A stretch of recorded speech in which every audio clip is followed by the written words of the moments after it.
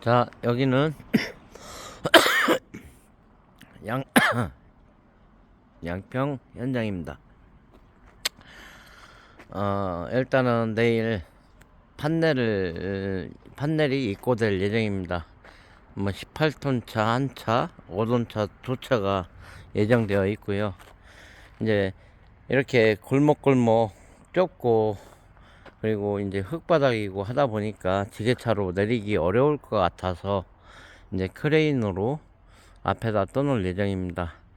이제 예를 들어서 지게차로 내리게 되면 뭐 8만원이면 끝나는데 크레인을 쓰게 되면 40만원이 들어갑니다. 이유는 지게차 작업이 가능한데 이 현장 같은 경우는 지게차 작업이 가능하지 않습니다. 그렇기 때문에 그걸 사람으로 다시 나눠 놓으면 예를 들어서 40만원에서 8만원 빼면 32만원이 비싼데 32만원이면 두 명을 쓸 수가 있어요. 두 명을 써서 하루 종일 내려놔야 되는데 그 경우에서는 또 8만원이 또 까집니다. 왜냐면 지게차를 또 내려놔야 되기 때문에 그런 거예요. 그런 부분들이 있고, 예를 들어서 40만원, 지게차 비용은 빼고 32만원, 그럼 두 명을 써서 자포 두 명을 써서 하루 종일 날르면 되는데, 그 경우에서는 날씨가 좀 하기 때문에, 그리고 또 그 시간에 또 판넬을 붙여야 되는 상황입니다. 예를 들어서 판넬을 내려놓고 내일부터는 이제 이번에 장마가 길게 온다고 그러잖아요. 그렇기 때문에 그런 부분들을 감당하려면 판넬을 서둘러서 붙여야 돼요. 판넬이 붙으면 그 다음부터는 실내 작업은 가능합니다. 그러면은 그렇게 되면 이제 그 일정과 큰 지장이 없게 돼요. 그러면은 제가 충분히 그 일정을 맞춰서 공사를 진행할 수 있기 때문에 일단은 지금 서두르는 입장에 와 있습니다. 그리고 이제 저 위에 일단은 비가 언제 올지 모르는 상황이기 때문에 저 위에 호이스트도 전부 다 비닐로 감싸 놨어요. 일단은. 근데 이쪽 측면은 장비가 못 들어가는 상황입니다. 제 렌탈이 못 들어가는 상황이기 때문에 그래서 일단은 호이스트를 이용해서 이 측면하고 뒷면만 붙일 거예요. 나머지 부분은 제 렌탈로 다 작업이 가능하기 때문에 굳이 호이스트 작업까지는 필요 없을 것 같고요. 그래서 내일부터는 이제 판넬 받고 나서 이제 7시 반에 현장에 스탠바이가 되어 있습니다. 모든 부분을 맞추고 나서 그동안 이제 저희가 태국 친구를 한 명 썼는데 와서 성실하게 일을 열심히 잘해주고 해서 오늘 회식을 한번 하고 왔습니다. 그런 부분들이 있고요. 이제 내일부터는 이제 판넬 한 명을 더 태국 친구들 한 명을 더 불렀어요.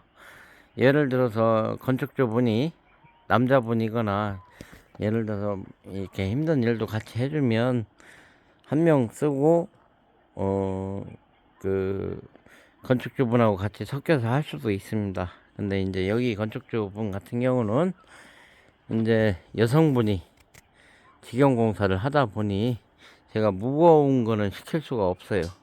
물론 그 사모님도 있어야 돼요. 왜냐면 그 버튼이라도 눌러주고 또 현장에서 일하는 것도 봐야 되고 또 서로 마감선 부분도 얘기를 해야 되기 때문에 그런 부분들이 있고요.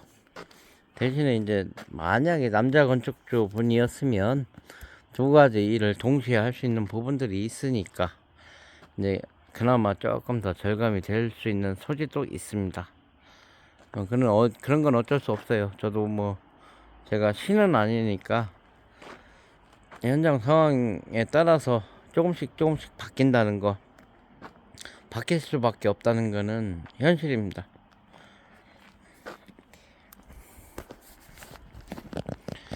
그리고 오늘 이제 마무리는 다 됐어요. 창문 보강까지는 다 끝났습니다. 저희가 창문 보강까지 다 끝내놓고 그리고 호이스트 보이시죠? 저거 직영 홍 선생 집 져줄 때는 전기 윈치로 했어요. 윈치로 하다 보니까 한 번씩 튕기고 그래갖고 위험하더라고요. 그래서 그 다음부터는 제가 호이스트로 바꿨습니다. 바꾸고 나서 대만족이고요. 조금 무거운 감은 있는데 29kg예요 저게. 그래서 조금 자중이 무거운 감은 있지만 조금 그나 대신에 안정적인 맛도 있습니다. 무거운 만큼 안정적인 부분도 있어요. 전기 윈치로 할 때는 조금 와이어가 튕겨지는 부분들이 생겨서 상당히 위험할 수가 있었습니다. 근데 이제 체인 호이스트로 바꾸고 나서는 그런 부분이 상당히 안정화가 됐고요. 위험성으로부터 좀 줄어들었다고 말씀을 드릴 수가 있을 것 같아요. 그리고 저희가 이제 판넬을 찝을 때는 오래된 방식인데 이제 바이스 플라이어를 이용해서 철판을 찝고 있어요. 물론 이제 마그네틱이 나올 수도 있고 뭐 더 좋은 공구가 나올 수도 있겠지만 이 부분은 아직까지는 이렇게 하고 있습니다. 요게 아직까지는 제가 본 중에 경험한 중에 가장 안전하게 느끼기 때문에 이제 이런 방식을 취하고 있는 거고요. 그리고 이제 요 고리를 저희가 용접을 또 해야 돼요. 이제 이래서 이렇게, 그리고 이 고리를 용접하실 때는 요게 돌아가는 게 좋습니다. 왜냐면 간혹 여기다 용접을 하게 되면 뒤틀리다 보면 느슨해지고 그러면 안전사고가 생길 위험의 소지를 갖고 있습니다. 그렇기 때문에 그런 부분은 조금 피해 가시는 게 좋고요. 걸고 나서도 이렇게 이걸 돌릴 수 있는 구조가 되어야만 이게 조금 안정적으로 할 수가 있습니다. 이렇게 해서 내일 단돌이 다 했고요. 요 부분까지 이제 저희가 판넬을 올릴 예정입니다. 호이스트로. 근데 이제 저희가 우레탄 판넬을 붙이면서 우레탄 폼으로 기밀 시공을 하기 때문에 이제 거기서 주의점이 생깁니다. 폼을 쏘고 나서 반나절 이후에 용접을 하셔야 돼요. 요즘 날씨 같은 경우에. 왜냐면 이게 가스가 완전히 충분히 빠져서 나가야만 불이 안 붙습니다. 그리고 폼 얘기도 한번 해볼게요. 저희가 요번에 우레탄 폼을 제가 15박스를 샀습니다. 15박스를 샀는데 이제 같이 직영 건축을 하시는 분이 계시면 10분만 모여서 150박스를 산다는 전제가 깔리면 저는 그 피셔 코리아의 영업사원을 하고도 딜을 볼 수가 있어요. 근데 아직은 그런 캐파가 안 되다 보니까 이제 조금 어렵습니다. 이런 부분들, 특히 실리콘 같은 부분들. 요번에 6,500원 들어왔습니다. 부가세 별도 6,500원. 근데 뭐 대단히 싼 가격은 아닐 거예요. 근데 제 딴에는 또 저렴하게 구한다고 구한 거고요. 15박스 225개, 거기에 이제 요 폼 클리너 한 박스 시켰습니다. 이렇게 해서 보통 이제 업자분들이 집을 지면 한 박스도 안 쓰고요, 한 3개 정도 씁니다.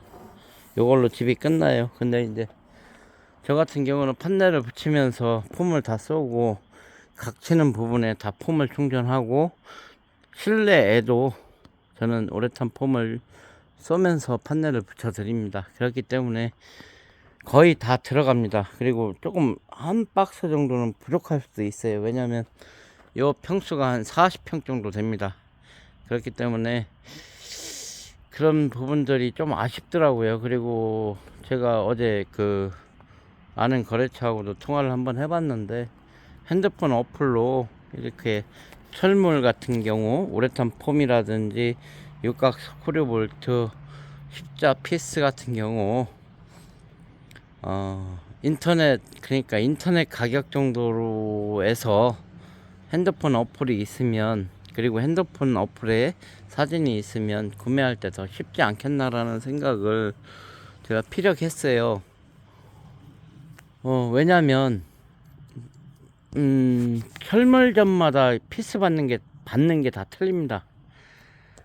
저희 나라 피스는요, 명화금속계 가장 제가 볼 때는 지금까지 써보면 가장 좋습니다.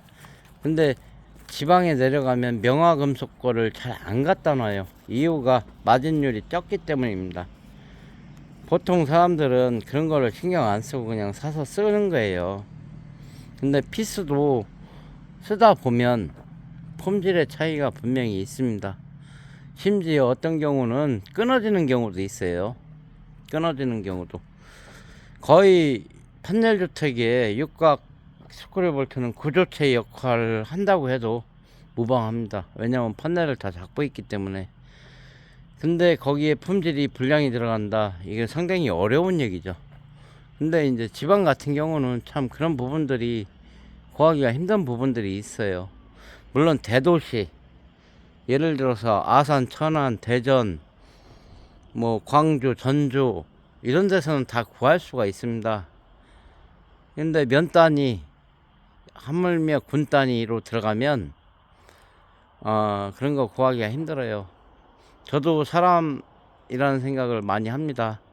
가끔 제가 답답하면 저도 사람입니다 라는 얘기를 많이 해요. 근데 이제 그거를 철물점 사장님 입장에서 접목을 해보면 그럴 수 있겠구나 라는 생각은 합니다. 그리고 하물며 이제 요즘은 거의 인터넷으로 시키잖아요. 왜냐면 많이 비싸니까 몇 개를 사도 택배비가 떨어지고 이런 부분들이 있습니다. 그런 세상이 열렸는데도 업자들은 아직도 예를 들어서 외상 거래를 하기 때문에 많이 비싸게 주면서 그거는 또 다시 소비자한테 돌아오죠. 그런 악순환이 계속되고 있어요. 그 연결고리를 아직도 우리는 끊지를 못해요. 왜? 건축주는 자기 자신의 집만 지면 땡이기 때문에 뭉쳐지지 않고요. 무언가를 위해서, 대의를 위해서 노력하지 않습니다. 자기 집만 잘 지면 된다는 생각만 갖고 있어요.